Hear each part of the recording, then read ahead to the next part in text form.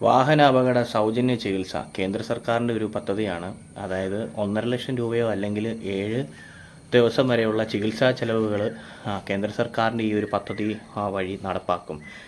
Cashless treatment of accident victims scheme 2025 എന്ന പേരിലാണ് ഇത് അറിയപ്പെടുന്നത്. നേരത്തെ തന്നെ കേന്ദ്ര സർക്കാരിൻ്റെ ആയുഷ്മാൻ ഭാരത് എന്ന് പറയുന്നൊരു സംവിധാനം വന്നിട്ടുണ്ടായിരുന്നു. 70 വയസ്സിന് മുകളിൽ പ്രായമുള്ളവർക്ക് വേണ്ടിയിട്ടുള്ള സൗജന്യ ചികിത്സ ആശുപത്രികളിൽ കൊടുക്കുന്നതിന്. അതിനൊരു 643 ആശുപത്രികളിൽ എംപാനൽ ചെയ്തിട്ടുണ്ടായിരുന്നു.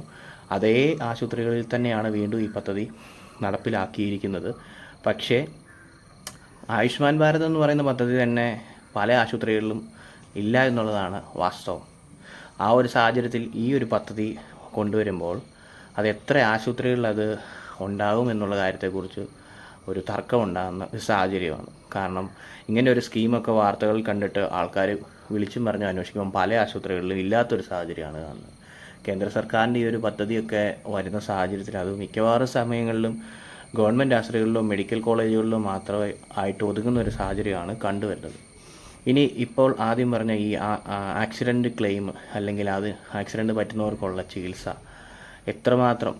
എത്ര ആശുപത്രികളിൽ എത്ര പേർക്ക് അതിൻ്റെ ഒരു പ്രയോജനം ലഭിക്കുമെന്നുള്ളത് കണ്ടറിയാം. മാത്രമല്ല ഇല്ലാത്ത ആശുപത്രികളിൽ ഇങ്ങനെ ലിസ്റ്റിൽ പേരുണ്ടായിട്ടും ഈ ഒരു സ്കീമുകളോ കാര്യങ്ങളോ ഒന്നും നടപ്പിലാക്കാത്ത ആശുപത്രികൾ ഏത് രീതിയിലാണ് അത് മുന്നോട്ടേക്ക് കൊണ്ടുപോകാൻ പോകുന്നതെന്നുള്ളതും കണ്ടറിയേണ്ട കാര്യമാണ്.